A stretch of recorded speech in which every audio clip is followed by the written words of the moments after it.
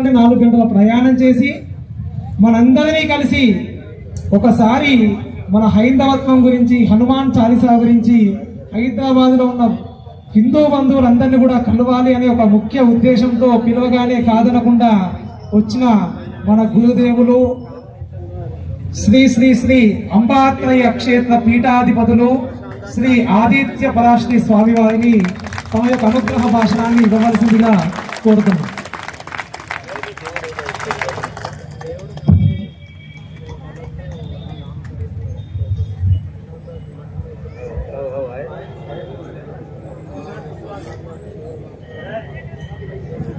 సమయం చాలా ఎక్కువైపోయింది. ఇంకొంచెం సేపు గడియారం ఆఫ్ చేస్తే బాగుండేదేమో, ముందుకోకుండా ఉంటుండే. మరి అందరూ మాలాగా యోగశక్తితో ఉంటుంటే బాగుండేది, ఆకలి కాకుండా ఉంటుండే అందరికీ. ఈరోజు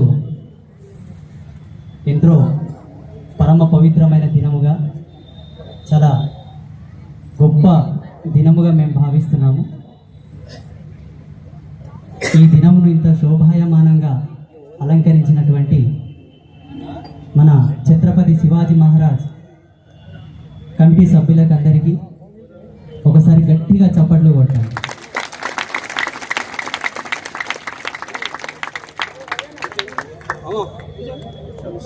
ప్రారంభంతోనే ఏదో ఒక మంత్రాన్ని, శ్లోకాన్ని పఠించి ప్రారంభం చేయడం మా ఆచార్యుల ధర్మం.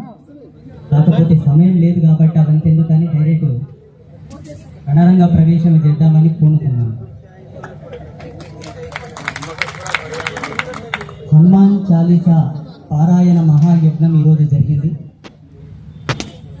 ఇంతటి మహాయజ్ఞమును మనందరి చేత చేయించినందుకు ఆ భగవంతుడికి, దేవదేవుడికి మనస్ఫూర్తిగా నేను కృతజ్ఞతలు తెలియపరుస్తున్నా. అలాగే ఈ మహాయజ్ఞములకు సద్భావనతో, సహృదయంతో వీచేసిన మీ అందరికీ మీకు మీరుగా ఒకసారి గట్టిగా చప్పట్లు కొట్టుకోండి. హనుమాన్ చాలీసా పారాయణం అనేది వాస్తవంగా సనాతన ధర్మంలో ఉండేటటువంటి అనేక దర్శనాలలో గొప్ప దర్శనంగా మేము సాధువులం అందరం చూస్తాం. హనుమాన్ చాలీసా మీద చాలామంది కొన్ని అపోహలు ఉన్నాయి. హనుమాన్ చాలీసా మేము చదవవచ్చా? ఇంట్లో మైలుతో ఉన్నప్పుడు చదవవచ్చా?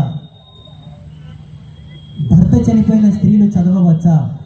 మా ఇంట్లో ఎవరైనా